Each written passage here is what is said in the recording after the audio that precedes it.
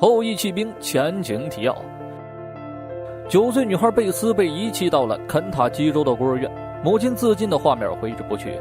贝斯只能通过服用孤儿院提供的镇定剂才能入眠，直到他遇见了老校工夏贝尔先生，接触到了国际象棋这项运动。贝斯凭借惊人的天赋以及超乎常人的学习力，仅用数月便可青出于蓝。州上颁布了镇定剂禁令，孤儿院再也不能给孩子们提供此药。可贝斯对他的依赖太深，以至于葬送了自己的大好前程，一废就是6年。期间他没再下棋，平时只能靠大脑复盘消遣。15岁的贝斯被奥斯顿夫妇收养，自由的生活让他重新回归棋盘，并且一举拿下了肯塔基州的总冠军。也就在这时，养父抛弃了他们。养母为了尽一个妈妈的职责，抛弃一切，跟着女儿飞往了更高的舞台。辛辛那提州，母女俩第一次感觉人生人上人。这豪华酒店是他们曾经想都不敢想的，人前装拘谨，人后撒泼花。为了这次行程，艾马尔没少给学校撒谎请假。肯塔基州贝斯一战成名，前来此处报名时已经不需要过多自我介绍。一个冒着半边脸的男子缓缓抬起了头，自信地为几个男子讲解着卡罗卡恩防御。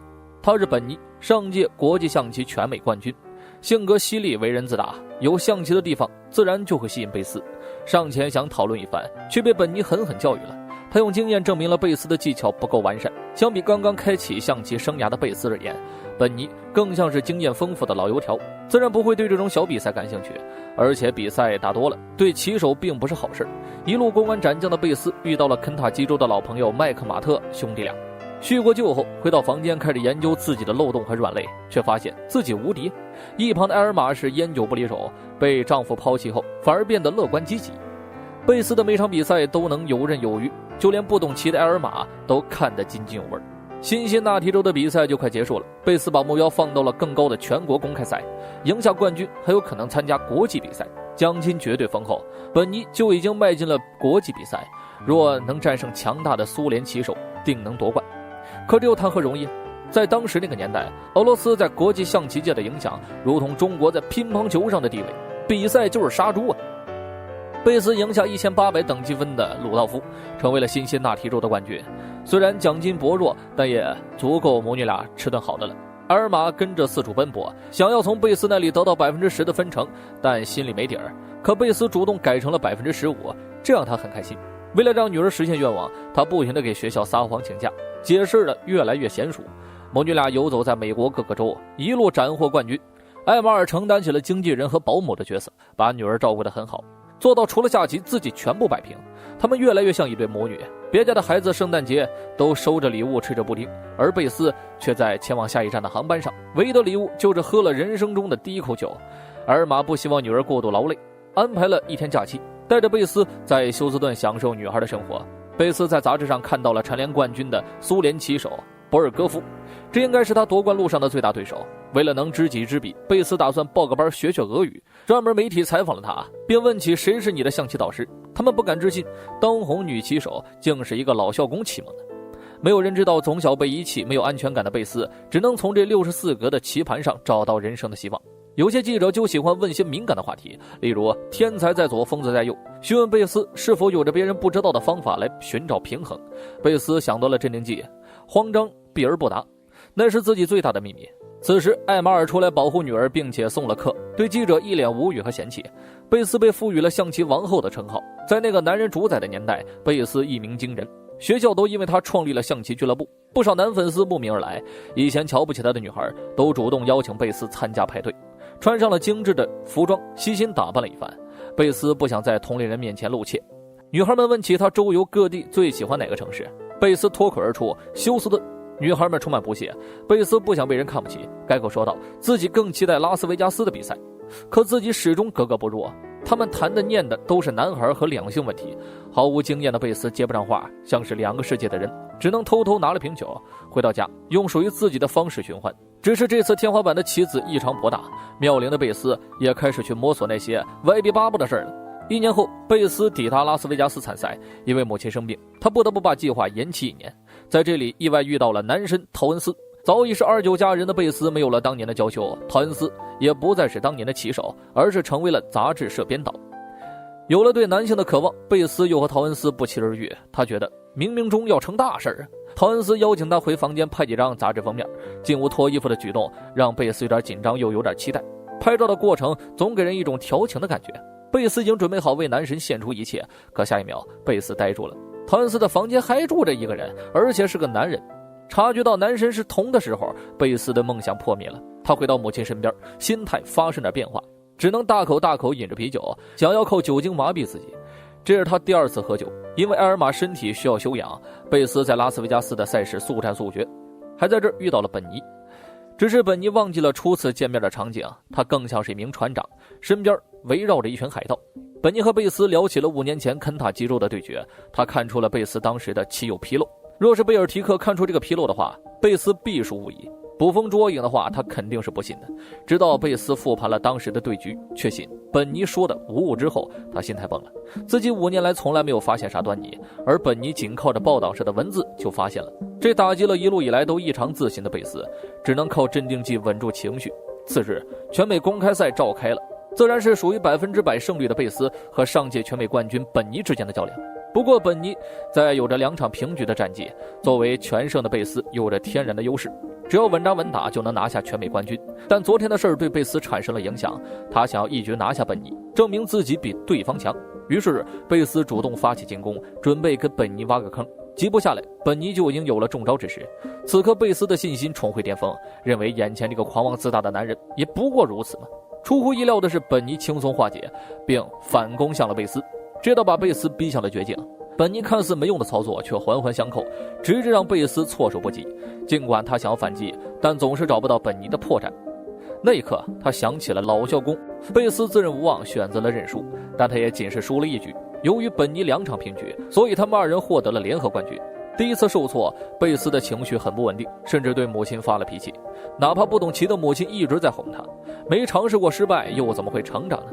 前往机场的路上，贝斯主动拉起了母亲的手，无声地表达了歉意。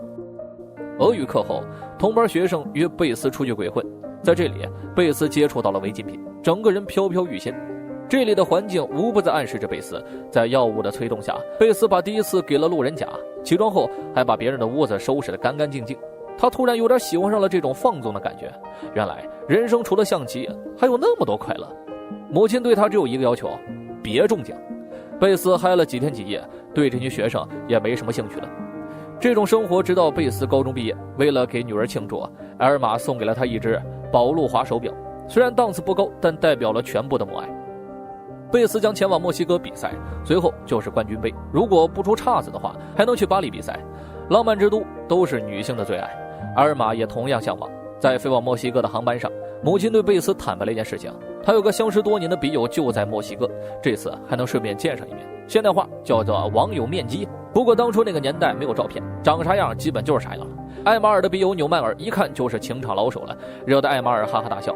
贝斯也懒得去管母亲的私事，没想到在墨西哥又见到了马兄弟，估计又是来找虐的。艾马尔希望女儿能享受年华，象棋固然重要，但生活也不能辜负。只是比赛在即，贝斯不想分心，可他还是听了妈妈的话，出去走走。贝斯想起了当年老校工的话，虽然你天赋异禀，将来一定会星光闪耀，可这并不能消除你内心的愤怒。一路走到动物园，他望见了陪家人的苏联棋手博尔戈夫，想要夺冠必须要越过这个男人。自从和曼纽尔面基后，老妈也开始放纵了。清晨回房间时，感觉哪儿都不舒服。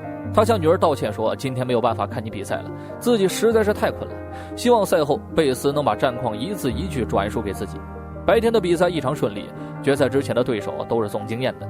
艾马尔听得也很起劲儿，没事就和曼纽尔约一个，享受着在墨西哥最后的时光。赛场上贝斯神挡杀神，只要自己不用上场，就会去观摩博尔戈夫的对局。今天母亲很失落，因为曼纽尔出差了，看来这个男人终究是个过客。贝斯不停地安慰着母亲。隔日比赛的对手是苏联小朋友基列夫，基列夫人小鬼大，竟与贝斯杀了个难解难分，下了足足5个小时都没有输赢，无奈选择封棋，第2天再完成比赛。基列夫是贝斯的迷弟，他很想去美国看一场露天电影，贝斯也没看过，也就没多说。趁着洗澡的功夫，贝斯苦苦研究，母亲的身体开始不对劲了。第2天继续和基列夫的比赛，只是这次贝斯每走一步棋都会走一下神，搞得基列夫不知所以。慢慢他发现了贝斯是有点坐立不安，好像在着急着什么。基列夫果断选择了认输，好让贝斯去做想做的事情。贝斯承认这个小对手的实力了。他问基列夫的目标是什么，基列夫毫不犹豫地说是世界总冠军，认为自己16岁就可以完成。而贝斯说了句话耐人寻味， If you're world champion at 16, what'll you do with the rest of your life?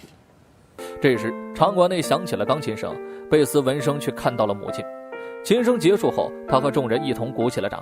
看着母亲的身体有了好转，贝斯终于放心了。